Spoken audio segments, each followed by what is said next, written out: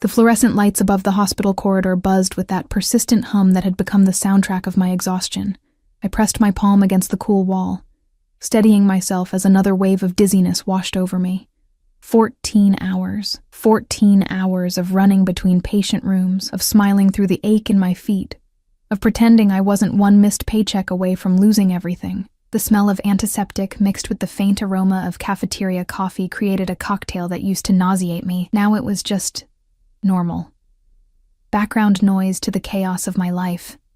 "Emma, you okay?" Sarah's voice cut through my fog. I straightened, forcing brightness into my expression. "Just tired. Double shift, you know." She squeezed my shoulder with the kind of pity I'd grown to hate. Everyone here knew my story. The single mother working herself to the bone. The absent father who'd vanished before our daughter's first birthday. The mountain of medical school debt I'd never finish paying. I was invisible in my struggle. Just another nurse drowning in the American dream. "Get some rest," Sarah said, already moving toward the next emergency. Rest. What a luxury. I grabbed my bag from my locker, the zipper broken for 3 months now because I couldn't afford to replace it.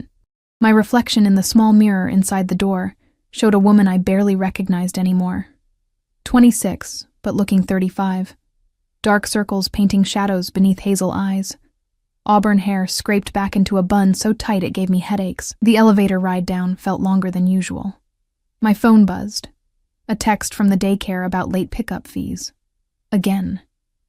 My chest tightened with that familiar panic, the one that lived just beneath my ribs, a constant companion. The hospital parking garage at midnight was a concrete tomb. My footsteps echoed against cement walls tagged with graffiti, each sound amplified by exhaustion. I clutched my keys between my fingers the way the self-defense video had taught me, though I doubted I had the energy to fight off anyone. That's when I heard them. Voices. Low, urgent, dangerous. I froze near the entrance to the stairwell, my heart suddenly thundering loud enough to drown out the buzzing lights. The smart thing would have been to turn around, to take the elevator back up, to call security. But I saw him. A man on his knees, blood streaming from his nose, hands zip-tied behind his back, and standing over him, my breath caught. He was tall, imposing in a way that had nothing to do with height, and everything to do with presence. A black suit that probably cost more than my car, tailored so perfectly it seemed painted on. Dark hair swept back from a face that could have been carved from marble.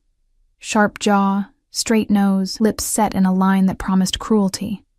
But it was his eyes that paralyzed me. Even from this distance, even in the dim garage lighting, they gleamed with something cold and calculating. 2 men flanked him, both built like linebackers, both watching the kneeling man with the detached interest of people who'd seen this scene play out too many times. I should have moved, should have run. Instead, my bag slipped from my numb fingers. The sound of my keys hitting concrete was deafening. Every head turned toward me, those cold eyes found mine. And the world tilted. "Well?" His voice was smooth, cultured, utterly calm despite the violence frozen in tableau before him. "It seems we have a witness." My legs wouldn't work. My voice had abandoned me somewhere between terror and shock. I watched as he straightened, adjusting his cufflinks with the casual grace of a man fixing his appearance for a business meeting rather than standing over a bleeding, bound person. He moved toward me, and each step felt like a countdown. "Please," I finally managed, my voice cracking. "I didn't see anything. I'll go. I won't say anything, I promise." "Promises," he murmured, now close enough that I could smell his cologne, something expensive, cedar and citrus and smoke. Such fragile things. One of his men moved to grab me, but he raised a hand, stopping him mid-motion. "Don't touch her." The command was soft, but absolute. He studied me with an intensity that made my skin prickle. His gaze traveled from my worn sneakers to my wrinkled scrubs to my face, lingering there with an expression I couldn't decipher. "You're a nurse." Not a question. I nodded, not trusting my voice. "Working late." Another nod. "Alone." That one sent ice down my spine. He reached out, and I flinched, but he only picked up my bag from where it had fallen, holding it carefully, almost gently. His fingers brushed mine as he handed it back, and I felt calluses I didn't expect, warmth I didn't want to notice. "What's your name?" "Emma," I whispered, then immediately cursed myself. Why did I tell him? "Emma." He repeated it like he was tasting it, rolling it around to see how it fit. "I'm going to give you a choice, Emma, a rare gift from me." My heart hammered so hard I thought I might pass out. "You can walk away right now, pretend you saw nothing, live your life." He paused, and something flickered in those cold eyes. "Or you can help this man." I looked past him at the kneeling figure, at the blood, at the fear carved into every line of his face. "Help him?" My voice sounded foreign. "He's bleeding. You're a nurse." Simple mathematics. His tone remained conversational, as if we were discussing the weather. "And if I help him? Then you become involved. And once you're involved with me, Emma, you don't simply walk away." It was a trap. I knew it was a trap. The smart choice was obvious. Turn around, forget this ever happened, protect myself and Lily. But I looked at that man's face, saw the desperate hope flickering in his eyes, and thought of the Hippocratic oath. "First, do no harm. I need my medical kit from my car," I heard myself say. Something changed in his expression. Surprise, perhaps, or approval. He gestured to one of his men. "Bring her kit. It's in the trunk. Gray Honda, 2 rows over." The man looked to his boss, who nodded once. As we waited, the silence stretched like a rubber band about to snap. I couldn't stop my hands from shaking, couldn't slow my racing pulse. He noticed, of course. He seemed to notice everything. "You're afraid of me." Again, not a question. "Yes," I admitted, because lying seemed pointless. "Good. Fear keeps people alive." He tilted his head, studying me with that unnerving intensity. "But you're helping anyway." I took an oath. "Ah, honor." The word dripped with something between admiration and mockery. How refreshing. The man returned with my kit, and I knelt beside the bleeding prisoner, hyper-aware of the eyes boring into my back. My hands steadied as I worked. This, at least, I knew how to do. I cleaned the blood, checked for broken bones, applied butterfly bandages with practiced efficiency. "He'll need a hospital," I said without looking up. "Possible concussion, definitely needs stitches. No hospitals." I did look up then, meeting those cold eyes with more courage than I felt. Then he might die. Everyone dies eventually, Emma. The casual cruelty in his tone made my stomach turn, but I held his gaze. "Not on my watch. Not if I can help it." Silence stretched between us, heavy with unspoken challenge. Then, impossibly, his lips curved into something that might have been a smile. "Fascinating," he murmured, more to himself than to me. He pulled out a phone. No, phones, plural. Selected one, and made a call in rapid Italian. I caught maybe 3 words, none of them comforting. "My people will take him somewhere safe. You've done your part." He extended his hand to help me up. I ignored it, standing on my own, though my legs felt like water. "Can I go now?" "Of course." "I'm not a monster, Emma." The evidence suggested otherwise, but I kept that thought locked behind my teeth. I gathered my kit, my bag, my keys, took 3 steps toward my car before his voice stopped me. "Emma." I froze but didn't turn around. "You made the right choice. For him, at least." A pause, weighted with meaning. "For yourself? Time will tell." I practically ran to my car, hands fumbling with the lock, breath coming in gasps. It wasn't until I was 3 blocks away, stopped at a red light with tears streaming down my face, that I noticed it. A business card, tucked into the side pocket of my bag. No name, just a phone number embossed in gold, and underneath, in elegant script, "For when you need me. And you will." I didn't sleep that night. Every time I closed my eyes, I saw him. That perfectly tailored suit, those calculating eyes, the casual way he'd stood over a bleeding man like it was just another Tuesday. I'd tucked the business card into my nightstand drawer, buried beneath old receipts and expired coupons, as if hiding it could erase what had happened. It couldn't. Lily's laughter pulled me from my spiraling thoughts.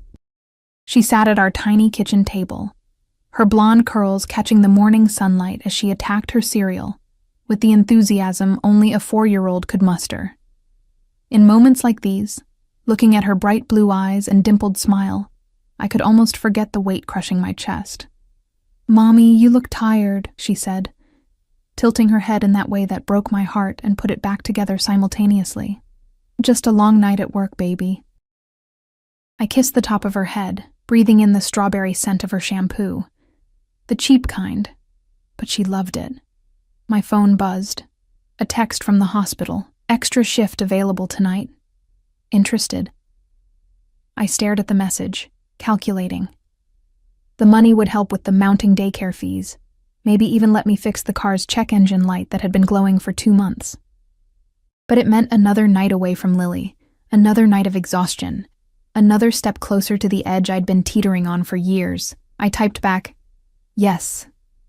The day passed in a blur of cartoons, playground time, and pretending everything was fine. I'd perfected the art of hiding my terror behind smiles and silly voices. Lily deserved better than a mother who jumped at shadows, who checked the locks 3 times before bed, who kept seeing a stranger's cold eyes in every dark corner.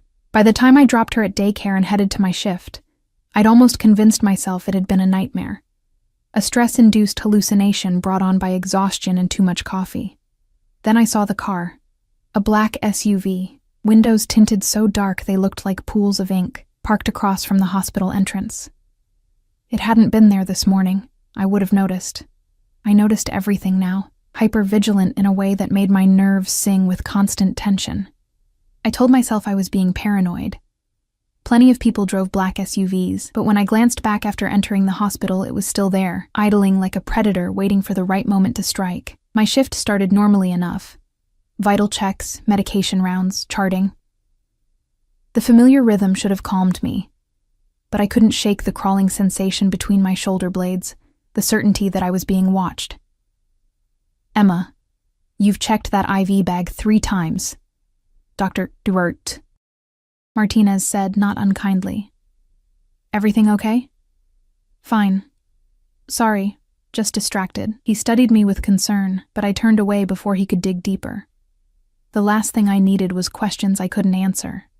During my break, I sat in the staff room with cold coffee and shaking hands, staring at my phone. The rational part of my brain said to call the police, report what I'd seen. But the survival instinct that had kept me afloat through every hardship whispered that involving the authorities would only make things worse. People like him, people with that kind of power, that casual command over violence. They didn't leave witnesses. They certainly didn't give them business cards and let them walk away unless they wanted something. The thought made my stomach clench. "There's someone asking for you at the nurse's station." Sarah poked her head in, expression curious. "Says it's personal?" Ice flooded my veins. "Who?" Didn't give a name. "But Emma..." She lowered her voice. "He looks expensive, like scary expensive." My legs moved before my brain caught up, carrying me down the corridor on autopilot. Maybe it wasn't him. Maybe it was someone else, something innocent, a coincidence. He stood near the station, somehow making the sterile hospital environment look cheaper by his mere presence. Same perfect suit, different color. Charcoal gray this time, with a black shirt that made him look like walking midnight. His hands were in his pockets, posture relaxed, but I recognized the tension in his shoulders, the way his eyes tracked every movement around him. 2 men flanked him at a respectful distance, clearly security despite their attempt at casual clothing. One spoke quietly into a phone while scanning the corridor. The other simply stood, hands clasped in front of him, emanating threat. He saw me and smiled. It didn't reach his eyes. "Emma, you look better with sleep. What are you doing here?" I kept my voice low, aware of the curious stares from staff and visitors. "Visiting a friend." He gestured vaguely toward the private wing. "Imagine my surprise when I realized you work here." Liar. He'd known exactly where I worked. That's why he was here. "I'm working," I said, trying to sound firm despite my racing pulse. "I can't talk." "Then listen." He moved closer, and I caught that scent again. Cedar, citrus, smoke. It wrapped around me like a warning. "The man you helped last night, he's stable, recovering, thanks to you." "Good. Now if you'll excuse me..." His hand shot out, catching my wrist. Not hard, not painful, but absolutely immovable. "I'm not finished." The world narrowed to the point of contact, his fingers warm against my skin, his touch somehow both gentle and threatening. I looked up at him, really looked, and saw something dangerous flickering in those eyes. Interest, curiosity, something darker I couldn't name. "You did me a favor," he continued, voice dropping lower. "I don't like being in debt. You don't owe me anything. That's not how I operate." He released my wrist but didn't step back. "Tell me what you need, Emma. I need you to leave me alone. Besides that." The audacity of it stunned me into silence. He stood there, in the middle of a hospital corridor, offering me, what? Blood money? Payment for my complicity? "I don't want anything from you," I managed. "Everyone wants something." His gaze traveled over my face, cataloging details. "You work double shifts. Your scrubs are worn. You drive a car held together by prayer and duct tape. You have a daughter. Lily, 4 years old, attends Little Stars daycare on Cumberland Avenue." The blood drained from my face. "How do you—" "I make it my business to know things." He said it casually, as if he hadn't just revealed that he'd been investigating me, digging into my life, learning about my daughter. "You're drowning, Emma. Let me throw you a rope. I don't need your help." "No?" He pulled out his phone, the same one from last night, and showed me the screen. Bank statements, my bank statements. 3,000 in debt, car payment overdue, daycare threatening to drop your daughter if you miss another payment. Shall I continue? Rage ignited beneath my fear, hot and bright. "You had no right. I had every right. You became my concern the moment you chose to help instead of run." He pocketed the phone, expression unreadable. "I'm offering you a solution. I don't want your dirty money." Something flickered across his face. Amusement, maybe respect. "Who said anything about money? I'm offering you a job." That stopped me cold. "What?" "I have people who occasionally need medical attention. People who can't go to hospitals for various reasons.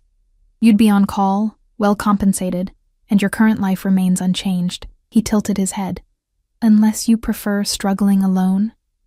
It was wrong. Every instinct screamed that accepting anything from this man was crossing a line I could never uncross. But God, I was so tired.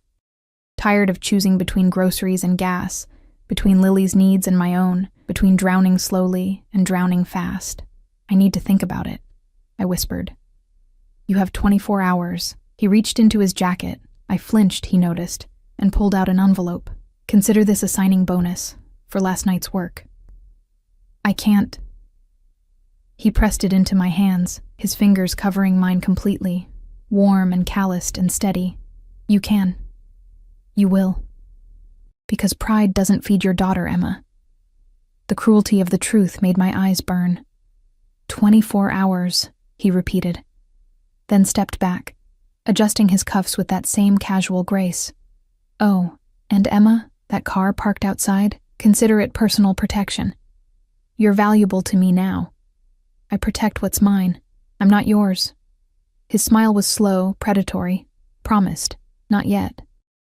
He walked away, his security falling into formation around him, leaving me standing in the corridor with an envelope that felt like it weighed 1,000 pounds and a future that had just shifted beneath my feet.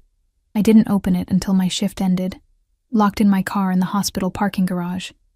A different level this time, flooded with fluorescent light. My hands shook as I tore the seal. $5,000. Cash. And another card. This one with actual text. For Lily's daycare. No child should suffer for her mother's pride. I sat there, money in my lap, tears streaming down my face, and hated him almost as much as I hated myself for considering his offer. The black SUV was still there when I drove away, following at a distance, a shadow I couldn't shake. When I got home, Lily was already asleep, my neighbor having watched her for the extra shift.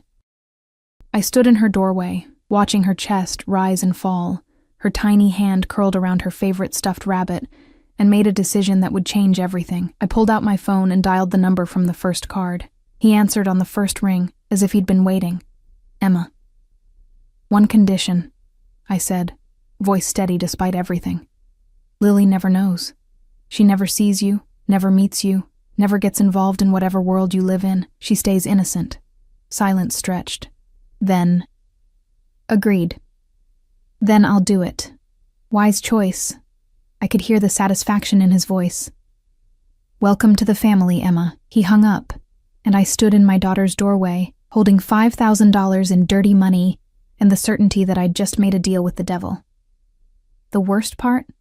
I wasn't sure I regretted it. The first call came 3 days later, at 2 a.m. I'd been waiting for it, sleeping in my scrubs, phone on the loudest setting, jumping at every notification. The anticipation was its own form of torture, worse than the actual moment when his name appeared on my screen. Not a name, really. Just unknown caller.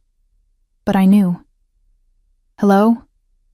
There's a car outside, his voice smooth and unhurried despite the hour. You have 15 minutes. The line went dead. I checked on Lily, still asleep, thumb tucked in her mouth, and left a note for my neighbor, Mrs. Chen, who I'd paid extra to be on standby. My hands trembled as I locked the door, as I walked down the 3 flights of stairs from our apartment, as I approached the black SUV idling at the curb. The door opened before I reached it. Miss Emma. The driver nodded, his accent thick. Eastern European, maybe. Built like a mountain, with scars that told stories I didn't want to hear. Please. The interior smelled like leather and danger. I'd barely settled into the seat when we pulled away, tires humming against asphalt as the city blurred past my window. I tried to track our route, memorize turns and landmarks, but within minutes I was hopelessly lost in neighborhoods I'd never seen. We drove for 20 minutes before pulling up to a warehouse in what looked like the industrial district. Rust stained the corrugated metal walls, and broken windows gaped like missing teeth.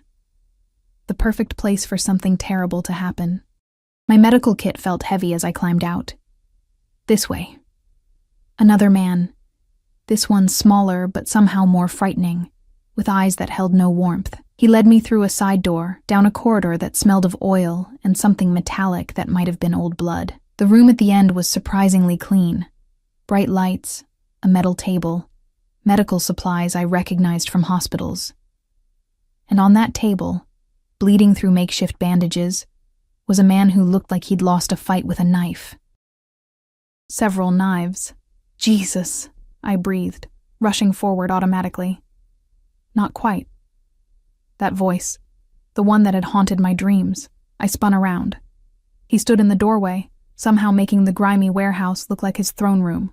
Black suit, blood on his knuckles, expression carved from ice. Behind him, 2 more men dragged someone unconscious, leaving a streak of red across the concrete floor. Busy night? I asked, surprised by my own steadiness. His lips curved. You could say that. I turned back to the patient, letting training override terror. Stab wounds, 3 of them, all shallow but bleeding profusely, possible internal damage. I worked quickly, cleaning, assessing, stitching with hands that forgot to shake once I started. He watched. I felt his eyes tracking every movement, cataloging every detail, studying me with that unnerving intensity. The weight of his attention made my skin prickle, made me hyper-aware of every breath, every shift in posture. You're good at this, he observed after I'd finished the 3rd set of stitches. It's my job. Was your job. Now you work for me. I peeled off my bloody gloves, met his gaze directly. I work for myself. You just pay better. Something flickered in his eyes. Amusement, approval, danger. Semantics. Important ones. He moved closer, each step deliberate, until he stood beside me at the table. This close, I could see the flecks of gold in his dark eyes, the faint scar along his jawline, the muscles that shifted beneath his tailored jacket. This close, I could feel the heat radiating from him, the controlled violence that hummed just beneath his polished surface. What's your name? The question escaped before I could stop it. His eyebrow rose. You don't know. You never told me. Dante. He said it like a confession. Dante Moretti. The name meant nothing to me, but clearly it should have, based on the sharp look he gave me. Should I know that name? If you read newspapers, yes. If you're smart, no. He reached past me for a clean towel, his arm brushing mine, and I froze at the contact. Ignorance has protected you so far, Emma. Don't be in a hurry to lose it. Kind of late for that. Yes. His voice dropped lower, intimate despite the warehouse and witnesses. It is. The patient groaned, pulling my attention back. I checked his vitals, adjusted the IV I'd set up, made notes on a pad that appeared from nowhere. Professional. Detached. Ignoring the way my pulse raced whenever Dante moved, whenever he spoke, whenever he existed too close to me. He'll need monitoring, I said, stepping back to put distance between us. Infection risk is high. I can come back tomorrow. You'll stay. I blinked. Excuse me? Until he's stable. You'll stay here. Monitor him. There's a room upstairs. Clean, comfortable. Everything you need. I have a daughter. Already handled. Mrs. Chen has been compensated for the week. Lily will think you're working extra shifts at the hospital. He tilted his head. I told you, Emma. I protect what's mine. Stop saying that. I'm not... You took my money. You answered my call. You're here. He moved closer again, crowding into my space, forcing me to tilt my head back to maintain eye contact. Whether you accept it or not, you're mine now. And I take care of what belongs to me. The possessiveness in his tone should have terrified me. Instead, something traitorous and warm unfurled in my chest. Something that had been cold and alone for so long it had forgotten what safety felt like, even poisoned safety. 1 week, I managed. Then I go home. 1 week, he agreed. But the way he said it sounded like a beginning, not an end. The days blurred together in that warehouse. I monitored my patient, Alessandro, I learned, one of Dante's captains who'd been ambushed during a collection. I changed bandages, administered antibiotics, tracked vitals with the same efficiency I'd use at the hospital. But everything else was different. Dante appeared at odd hours, sometimes in suits, sometimes in casual clothes that somehow looked more dangerous. He'd sit in the corner of the room, working on his phone. Phones, plural, always phones, making calls in Italian that sounded like threats wrapped in silk. His presence filled the space, made the air thick with tension I couldn't name. And he watched me. Constantly. Don't you have other things to do? I asked on the third day, exhausted and irritable and too aware of him. Many things. He didn't look up from his phone. I'm doing them. While staring at me, I'm multi-talking. That's not a word. It is now. He finally met my gaze, and something in his expression made my breath catch. You're... interesting. Interesting. The word tasted bitter. Is that what you call people you force into employment? I didn't force you. I offered. You accepted. Because you made it impossible to refuse. Yes. No shame, no apology. Just fact. That's how this works, Emma. I see what I want. I take it. I'm not a thing to be taken. He set down his phone, giving me his full attention. The shift was palpable. Dangerous. No. You're something far more valuable. You're honest in a world of liars. Brave despite being terrified. Gentle with monsters who deserve no gentleness. He stood, crossed to where I stood by Alessandro's bed. You're a contradiction, and I've always been fascinated by puzzles. I'm not your puzzle to solve. We'll see. On the fourth night, Alessandro's fever spiked. I'd been dozing in a chair when the monitor alarmed, jolting me awake. His skin burned, his breathing ragged, and panic clawed up my throat as I checked his wounds. Red, angry, infected, despite my precautions. I need proper antibiotics, I said to the guard stationed outside. Hospital grade. Now. He made a call. Within 15 minutes, Dante appeared, still in evening wear from whatever he'd been doing, looking like sin in a tuxedo. What do you need?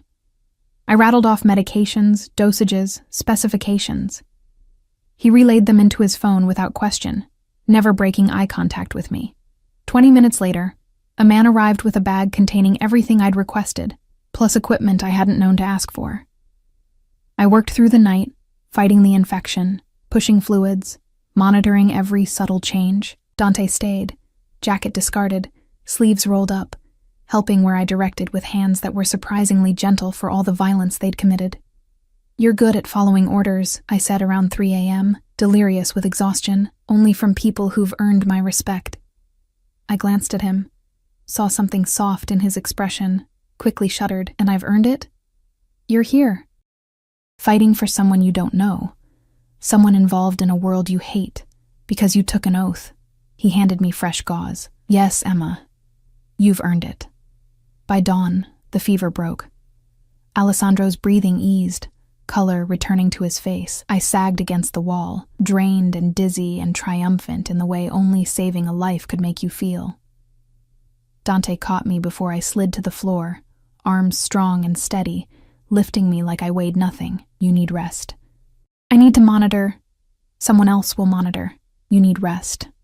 He carried me toward the door, and I was too exhausted to fight, too wrung out to protest the way I fit against his chest, the way his heartbeat thundered beneath my ear. The room upstairs was exactly as promised. Clean, comfortable, private. He laid me on the bed with unexpected care, pulling a blanket over me even though I was still in my scrubs. Sleep, he commanded. Bossy, I mumbled, eyes already closing. You have no idea. I felt him move away, heard his footsteps retreating. Then, just as consciousness slipped away, thank you, Emma, for saving him. When I woke, it was evening. A tray of food sat on the nightstand. Real food, not warehouse vending machine garbage. Pasta and cream sauce, fresh bread, fruit that looked like it came from somewhere expensive. And a note in bold, masculine handwriting. Eat, you're too thin. D. I hated that the concern made me smile. The week ended, but everything had changed. Alessandro recovered enough to be moved, and Dante's men packed up the makeshift medical bay with military efficiency. I should have felt relief. I'd done my job, earned my pay, could go home to Lily and pretend this was just a bizarre detour. Instead, I felt hollow. Dante drove me home himself, no driver, no security visible, though I suspected they followed at a distance. The car was sleek, expensive, smelled like leather and his cologne. He drove with the same controlled precision he applied to everything, fingers steady on the wheel, eyes tracking every vehicle around us. This doesn't have to end, he said as we neared my neighborhood. My heart jumped. What?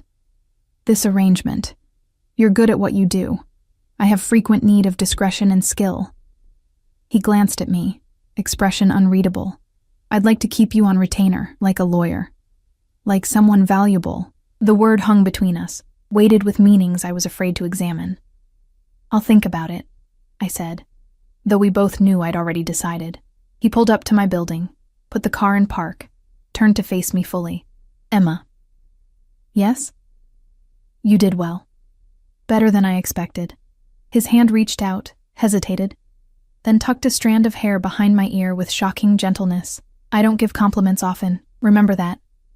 His touch lingered, warm against my skin, and I fought the urge to lean into it, to let myself want the comfort he offered. I should go, I whispered. Lily is fine. Mrs. Chen just put her to bed. He smiled at my shocked expression. I told you. I keep track. That's creepy. That's careful. His hand dropped, leaving cold in its wake. Same time next week? Maybe. Definitely. He said it with certainty, with possession, with promise. Sleep well, Emma. Dream of safe things. I climbed out, grabbed my bag, walked toward my building on legs that felt unsteady. At the door, I turned back. He was still there, watching, waiting, making sure I got inside safely. The devil, taking care of his investments. Or maybe, and this was the dangerous thought I tried to bury, taking care of me. 3 months passed in a strange rhythm I'd never intended to find comfortable. Calls came irregularly, sometimes twice a week, sometimes none at all. Each time I'd drop everything, climb into whatever vehicle Dante sent, and tend to men who'd been shot, stabbed, beaten. I didn't ask questions. They didn't offer explanations. I stitched wounds and set bones and pushed antibiotics with the detached efficiency of someone who'd learned to compartmentalize. The money was obscene. More than I'd made in a year at the hospital, deposited into an account Dante had set up under a consulting firm's name. Legal, he'd assured me. Mostly. I paid off my debts, fixed my car, bought Lily new clothes that actually fit, toys that weren't secondhand, stopped choosing between groceries and gas, between her needs and mine. The relief was intoxicating, addictive, and terrifying in how quickly I'd grown dependent on blood money. But it wasn't just the money that kept me answering his calls. Dante had become present. Not physically, not always, but in 1,000 small ways that wove him into my life like threads I couldn't unpick. Flowers appeared at my door, no card, but I knew. My car's check engine light mysteriously fixed itself. Lily's daycare suddenly had a scholarship available. Anonymous donor that covered half her tuition. And then there were the nights he'd appear at the hospital after my legitimate shifts, leaning against my car like he owned it, hands in pockets, that dangerous smile playing at his lips. "Hungry?" he'd ask, as if stalking me was perfectly normal. I should have said no. Should have maintained boundaries, distance, professionalism. Instead, I found myself in late-night diners, expensive restaurants that closed their doors for private events that were just him and me, quiet cafes where he drank espresso that looked like oil and watched me eat like my appetite personally satisfied him. We talked. God help me, we talked. He told me about growing up in Sicily, about his father's empire and the weight of legacy. I told him about nursing school, about Lily's father leaving, about the exhaustion of being alone. He made me laugh with dry observations about his associate's stupidity. I made him smile, really smile, not that cold calculation, with stories about Lily's antics. It felt dangerous. This felt more dangerous than the warehouses and blood and late-night calls. Because somewhere between stitching wounds and stolen dinners, I'd stopped seeing him as the monster in the parking garage, and that terrified me more than anything. "You're thinking too loud," Dante said, pulling me from my spiral. We sat in his car. He'd intercepted me after another shift, convinced me to drive with him. Nowhere specific, just driving.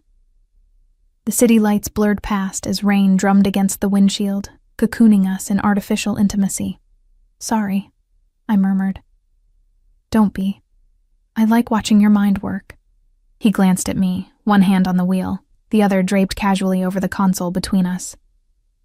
"You get this little crease right here." His finger touched the space between my eyebrows, featherlight. "When you're worried about something." I jerked back from the contact, pulse jumping. "You're too observant." Occupational hazard. He returned his hand to the wheel, but I could still feel the ghost of his touch. "What's bothering you?" "This. Us. Whatever this is. Employer and employee, liar." His lips curved. "You're learning." "Dante." "I like when you say my name." He said it quietly, almost to himself. Then louder. "Say it again." "What? Why?" "Because everyone else says it with fear or respect or calculation. You say it like I'm just a person." I like that. The vulnerability in his admission cracked something in my chest. "You are just a person." "No, Emma. I'm really not." He took an exit I didn't recognize, drove deeper into an area where buildings thinned and darkness thickened. I'm what happens when violence becomes legacy, when power replaces conscience. I've done things that would make you run screaming if you knew details. Then why tell me? Because you should know, should understand what you've gotten involved with. He pulled into an overlook. Below us, the city spread like scattered diamonds, beautiful and distant. He killed the engine, turned to face me fully. "I'm giving you an out, Emma, right now. Walk away. I'll make sure you're taken care of. Money, protection, everything you need. But walk away before this gets complicated." "Complicated how?" "Complicated like I'm starting to care whether you eat enough. Complicated like I check security footage of your building 3 times a day to make sure you're safe. Complicated like I've forbidden anyone to even look at you wrong because the thought of someone hurting you makes me want to burn the city down." His voice dropped, rough with something raw. "Complicated like I'm obsessed with you, Emma. And I don't do obsessed. I do controlled. I do calculated. I do careful. But with you..." He trailed off, jaw tight, hands clenched on his thighs like he was physically restraining himself from reaching for me. My heart thundered so hard I thought it might crack my ribs. With me? What? With you, I want things I've never wanted. Soft things, dangerous things. His eyes found mine in the darkness, and what I saw there stole my breath. "I want to keep you. Not as an employee, not as an asset. I want you in my home, in my bed, in my life so thoroughly that no one, including you, forgets who you belong to. I don't belong to anyone, yet. He leaned closer, and I should have backed away, should have opened the door and run. But I was frozen, caught in his gravity, drowning in his intensity. Tell me you don't feel this. Tell me you don't think about me. Tell me every time your phone rings, you don't hope it's me. I couldn't. God help me, I couldn't lie. This is crazy, I whispered instead. Yes. You're dangerous. Yes. I have a daughter, a life. I can't just... I know. His hand rose, cupped my cheek with devastating gentleness. I know what I'm asking. I know it's selfish and wrong and completely unfair, but I can't stop wanting you, Emma. I've tried. For 3 months, I've tried to keep this professional, to maintain distance. But every time I see you, every time you touch someone I care about with those gentle hands, every time you look at me like maybe I'm not completely irredeemable. He exhaled roughly. I'm not a good man, but I'd be good to you. I'd be everything you need. You can't promise that. Watch me. The kiss happened like lightning, sudden, inevitable, catastrophic. His mouth claimed mine with controlled hunger, lips firm and demanding but somehow still asking permission. I made a sound. Protest or surrender, I couldn't tell. And his hand slid into my hair, angling my head to deepen the kiss. I'd been kissed before, by Lily's father, by a few forgettable men during my rare attempts at dating. This was nothing like those kisses. This was possession, promise, threat, and salvation wrapped together until I couldn't tell which was which. He kissed me like he was claiming territory, like my mouth was his to conquer, like he'd been starving and I was the first meal he'd seen in years. And I kissed him back. God help me. I kissed him back with everything I had. All the loneliness, all the fear, all the desperate hunger for someone to see me. Really see me and still want me anyway. My hands fisted in his shirt, pulling him closer, and he groaned against my mouth, a sound that vibrated through my entire body. When we finally broke apart, both breathing hard, he pressed his forehead to mine. Say yes. To what? To me. To this. To letting me take care of you properly. His thumb traced my swollen lips. Be mine, Emma. Officially. Completely. Reality crashed back in waves of ice water. I can't. Lily will have everything she could ever need. The best schools, the best life, everything. His hands framed my face, forcing me to meet his eyes. I meant what I said before. She'll never see the dark parts. I'll keep her innocent, safe, separate. She'll know me as Dante, your boyfriend. The words sounded foreign in his mouth, nothing more. And when she asks what you do, I own businesses, import, export, security consulting, all technically true. He smiled slightly. I'm very good at truth that hides lies. This is insane. Yes. I should say no. Probably. Dante, say yes anyway. It wasn't a question. It was a plea wrapped in command, delivered with an intensity that made my chest ache. Let me keep you. Let me protect you. Let me give you everything you've been struggling alone to provide. Let me be selfish and have you. Every rational thought screamed to refuse. This man was dangerous, violent, involved in things that could destroy me. Getting closer meant risk, meant exposure, meant Lily could potentially get hurt. But looking at him, really looking at those dark eyes that held more emotion than I'd seen in 3 months, at the tension in his jaw, at the vulnerability hidden beneath layers of control, I saw something else. I saw someone as lonely as I was. Someone who'd built walls so high and thick that letting anyone in felt like suicide. Someone who was terrified of what he felt, but brave enough to say it anyway. I saw myself reflected in him, and maybe that's what made me reckless. One condition, I heard myself say. Hope flared in his eyes. Anything. You meet her. Properly. Not as my employer, not as some shadow in the background. If this is real, if you want me in your life, then you meet my daughter. And if she doesn't like you, this ends. He blinked, clearly not expecting that. You want me to meet Lily. I want to know if you can be gentle with the most important person in my world. I want to see if you're capable of being what you're promising. I held his gaze steadily. Can you do that? Silence stretched. For a moment I thought I'd miscalculated. Pushed too hard, asked too much. Then he smiled. Real, warm, devastating. Sunday. I'll pick you both up. Somewhere child-appropriate. No business, no calls, just us. Just us, I echoed, wondering what the hell I'd just agreed to. He kissed me again, softer this time, like sealing a contract. You won't regret this. I already do. He laughed against my lips, the sound rich and genuine. Liar. Maybe I was. When he drove me home, he walked me to my door, checked every shadow, every corner, every potential threat with the hypervigilance of someone who knew how dangerous the world really was. Sleep well, Bellezza, he murmured, pressing a kiss to my forehead. Dream of good things. Is that an order? A hope. I watched him walk away, climb into his car, drive into the darkness with security vehicles materializing from nowhere to flank him. Protection. Always protection. Inside my apartment, I leaned against the door, fingers touching my lips, heart racing, mind spinning. I'd just agreed to date a Mafia boss. I'd just invited him into my daughter's life. I'd just crossed a line I could never uncross. And the terrifying part? I wasn't sure I wanted to. My phone buzzed.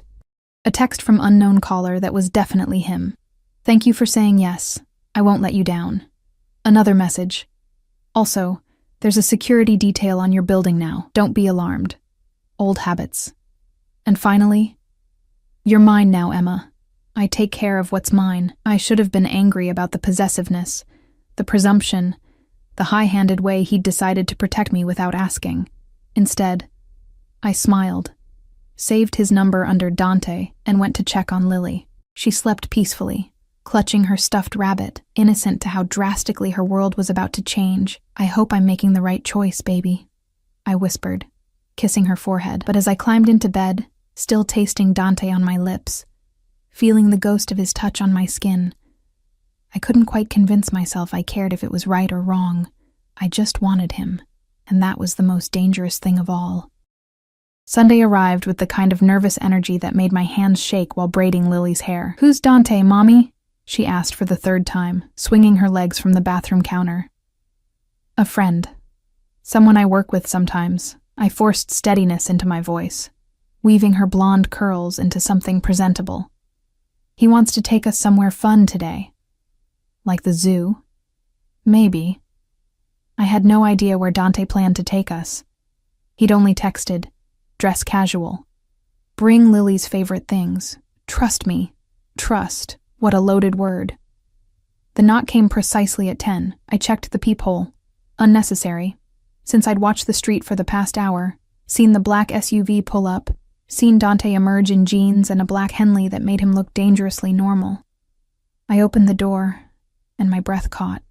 He stood there holding a stuffed unicorn the size of a small dog, expression uncertain in a way I'd never seen.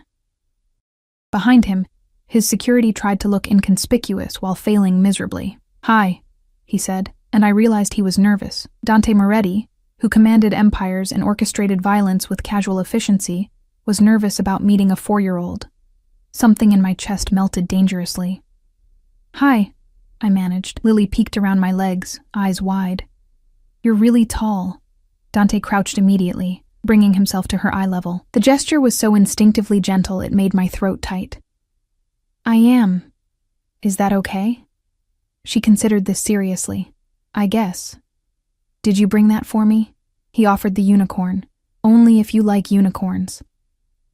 Lily snatched it with a squeal, hugging it so hard I worried she'd suffocate the stuffing. I love unicorns. Mommy, he brought me a unicorn. I see that, baby. I caught Dante's eye over her head, saw the relief and something softer, pride, maybe, at having passed the first test. The day unfolded like something from a dream I'd never dared to have. Dante took us to a private farm outside the city. Animals, open fields, a petting zoo that Lily attacked with fearless enthusiasm. I watched him watch her, saw how he noticed everything. When she got tired, when she got thirsty, when she needed help reaching the goats but was too proud to ask, he lifted her onto his shoulders without being asked, held her steady while she giggled and pointed at clouds, and I took a mental photograph of this moment, this dangerous man carrying my daughter like she was precious, like she mattered, like he'd burn the world to keep her smiling. "She's beautiful," he said during lunch, while Lily was distracted by the ducks. "She has your eyes. She has her father's coloring." His expression darkened fractionally. "He's an idiot." "Yes," I agreed simply. "His loss." Dante's hand found mine across the picnic table, fingers interlacing with casual possession. "My gain." Lily ran back, demanding we come see the baby goats, and Dante went without hesitation, let her pull him around, answered her endless questions with patience I'd never expected. By the time we headed back to the city, Lily was asleep in her car seat, unicorn clutched tight, and I was fighting tears I couldn't explain. "She likes you," I said quietly. "She's easy to like." Dante glanced in the rearview mirror at my sleeping daughter. "She's got your strength, your kindness. She's going to break hearts when she's older, not if I can help it." He smiled. "Protective mother. Always. Good." His hand found my thigh, squeezed gently. "So am I now." The words hit different than they should have. This wasn't just about me anymore. He was claiming Lily too, in his way. Claiming us as a unit, something to protect and possess and keep safe within his dangerous world. I should have been terrified. Instead, I felt safe for the first time in years. We were 2 blocks from my apartment when everything went to hell. The car that slammed into us came from nowhere. One moment we were driving, the next we were spinning, metal shrieking, glass exploding, the world inverting as we flipped twice before crashing to a stop upside down. Lily's scream cut through the ringing in my ears. "Lily!" I fought my seatbelt, tasting blood, vision swimming. "Baby, don't move!" Dante's voice, sharp with command. Blood streamed down his face from a gash on his forehead, but his eyes were clear, focused. "Emma, don't move yet. Let me..." Gunfire erupted. Bullets punched through the already shattered windows, and Dante threw himself across the center console, covering me with his body as glass rained down. "Stay down." He had a gun. When had he drawn a gun? Returning fire with lethal precision while keeping himself between us and the threat. I twisted, saw Lily still strapped in her car seat, crying but moving, and relief flooded through me so intensely I nearly vomited. "We need to get out," I shouted over the gunfire. "Working on it." Dante's security had materialized. Where had they been? Laying down covering fire. He kicked out the windshield, grabbed my arm. "When I say run, you run. Get Lily and run toward the black SUV. Don't stop, don't look back. Understand? I'm not leaving you. Emma." He cupped my face, forcing me to meet his eyes. Blood and dirt streaked his skin. But his gaze was steady, absolute. "You run. I'll cover you. I'll be right behind you. But you and Lily get safe first. That's non-negotiable." Another spray of bullets. Someone screamed, not one of ours. "Now!" Dante shoved me toward the broken windshield. I crawled through, glass cutting my hands, adrenaline drowning the pain. Lily was still screaming, and I wrenched open the back door, fought with her car seat buckle with shaking hands. "Mommy, I'm scared." "I know, baby. I know. We're okay. We're going to be okay." I got her free, pulled her against my chest, felt her little heart racing against mine. Dante appeared beside us, firing over the car's roof. "Go!" I ran. Lily sobbed against my shoulder, her unicorn abandoned somewhere in the wreckage, and I ran harder than I'd ever run in my life. The SUV's door opened. Hands reached out, pulled us inside, and I collapsed onto the floor, covering Lily with my body as the vehicle peeled away. Dante dove in behind us, door slamming, and we accelerated so fast I slid sideways. "Status!" he barked. 3 hostiles down, 2 fled. Marco's hit but stable. Vehicle totaled. The driver, the mountain from my first call, spoke calmly despite the chaos. "Hospital? Safe house, now." Dante crawled to where I curled around Lily on the floor. "Emma. Emma, look at me." I did. saw concern carved into every line of his face. "Are you hurt? Is Lily hurt?" I checked her frantically. Cuts from glass, bruises forming, but nothing serious, nothing life-threatening. "We're okay. We're okay." "You're bleeding." "Surface cuts. I'm fine." I touched his face, felt blood hot and wet.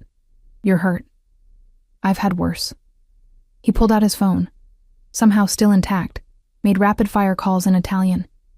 Then to me, gentler. "I'm sorry. I'm so fucking sorry. This was meant for me, not you, never you." "Who?" The word came out harsh. "Who did this?" His jaw clenched. "Rivals. Someone who thinks hurting what I care about will hurt me. They're right." He looked at Lily, who'd stopped crying but trembled violently. "They're very right."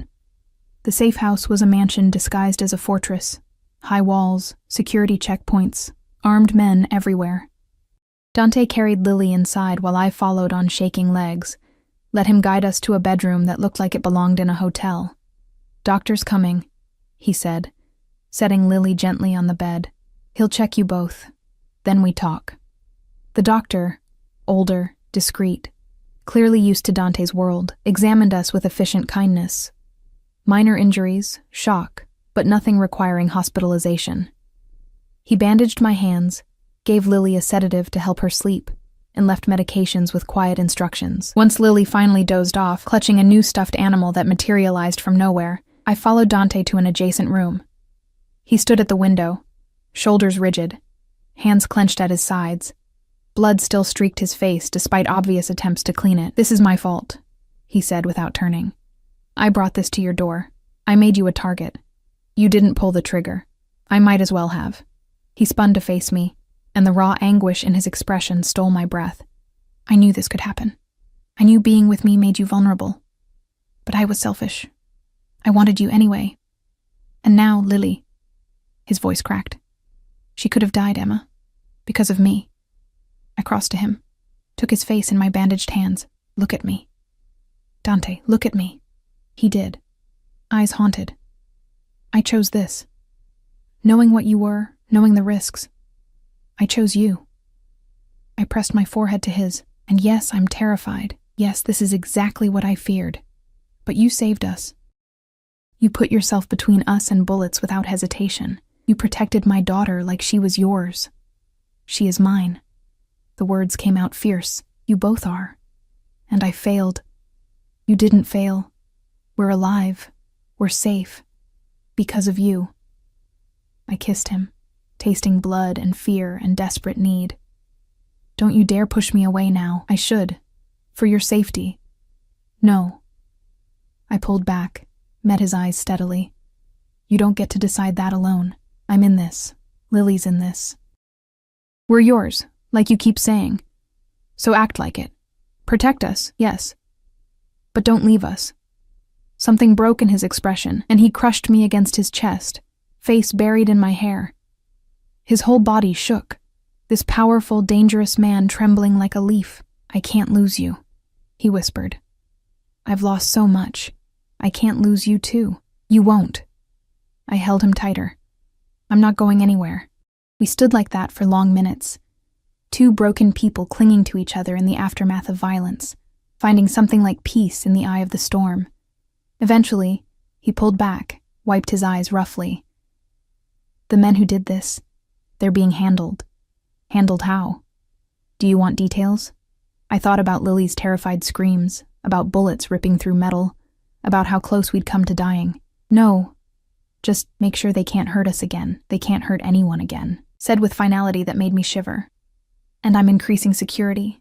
On you, on Lily, on your building. You'll have protection everywhere, always." That sounds suffocating. That sounds alive. He cupped my face. "I can't be careless with you, Emma. Not now. Not ever. You're too important." "And what are we? What is this?" "Everything. Simple, absolute, terrifying in its honesty. You're everything." The next weeks were an adjustment. True to his word, Dante surrounded us with Discreet security, but present. Men who followed at a distance, who checked our building, who made sure we were never truly alone. It should have felt like prison. Instead, it felt like safety. He moved us to a better apartment. Still my neighborhood. Still near Lily's school. But bigger, safer, with security built into the building. I protested until he pointed out the bullet holes, still marking my old place, and I shut up. Lily adapted with the resilience of children. The attack became the scary car accident, smoothed over with therapy and time and Dante's patient presence. He visited often, always bringing small gifts, always gentle, always making her laugh. She started calling him Uncle Dante, and I saw how the title affected him, pride and pain mixing in his expression. "Not uncle," he said one night, after Lily was asleep and we lay tangled in my bed. "Not if I have my way?" "No. No." He traced patterns on my bare shoulder. "Something more permanent." My heart stuttered. "Dante, marry me." I bolted upright, staring at him. "What?" He sat up too, completely serious. "Marry me. Make this official. Let me give you my name, my protection, everything I have." "That's crazy. I'm crazy about you. Might as well make it legal." He caught my hand, pressed it over his heart. "I love you, Emma.